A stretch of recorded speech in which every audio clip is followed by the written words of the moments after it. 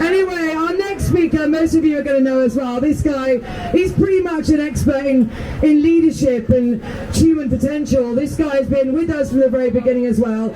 He's been talking to you, he does a podcast, he's been speaking the truth, and he's done an awful lot for the freedom movement, human rights and civil liberties. So please make some noise for Dan Astin-Gregory. All right, good afternoon everyone. Great to see so many people here. Now I'm guessing you people at the front have already made up your mind that this is a really bad idea to introduce these schemes, am I right? Yeah! Great. So I want to speak to the people who have come here out of curiosity today to find out what's going on. Because the reality is, our dear friends at the BBC and others aren't really speaking about this at all.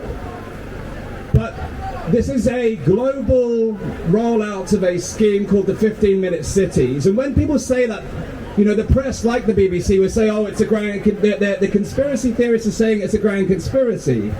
Sorry about that, guys. If you look at it, it's an open conspiracy because you've got organisations like the C40 and the Global Covenant of Mayors who have all signed up to the idea that we do these 15-minute cities. And in the UK, already 100 plus councils have said, yes, we're going to do what Oxford are doing and others before them.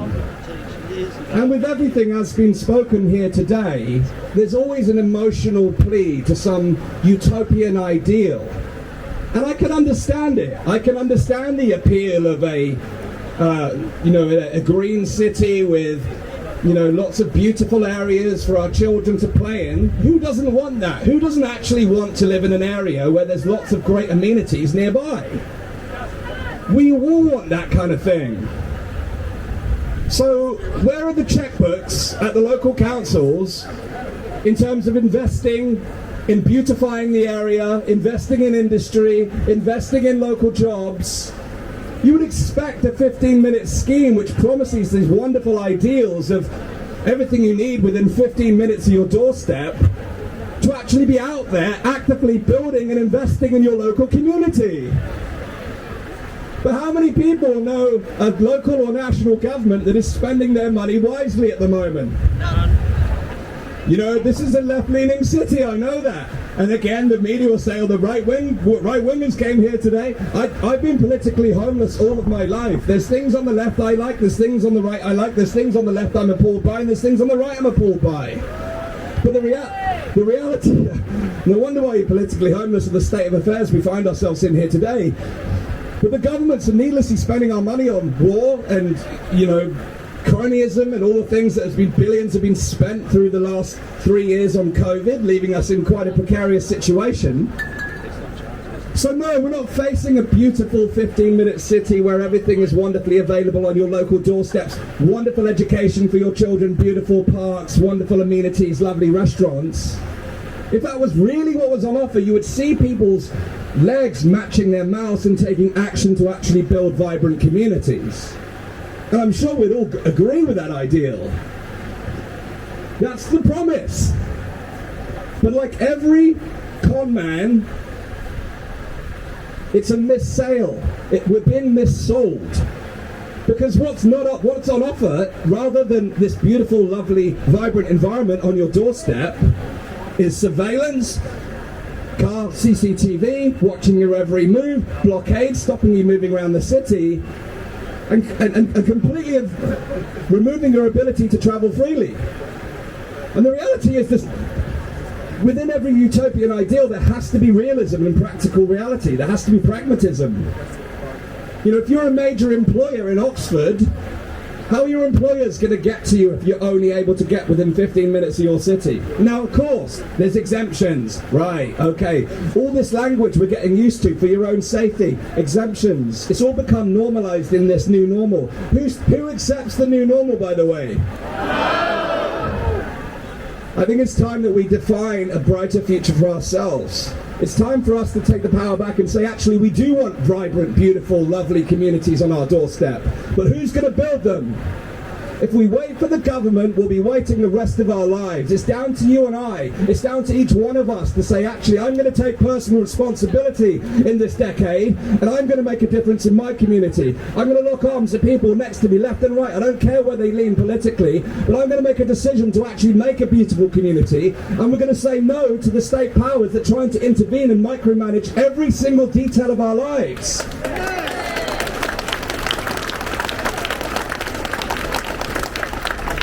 There's a great paternalism about the government. They think they're your parents. The reality is that we're adults. We don't need other parents. We don't need more parents. And the hard thing is this. I grew up, I'm 39 years old, I turned 40 this year. I grew up in the days of analog television. Who can remember analog television?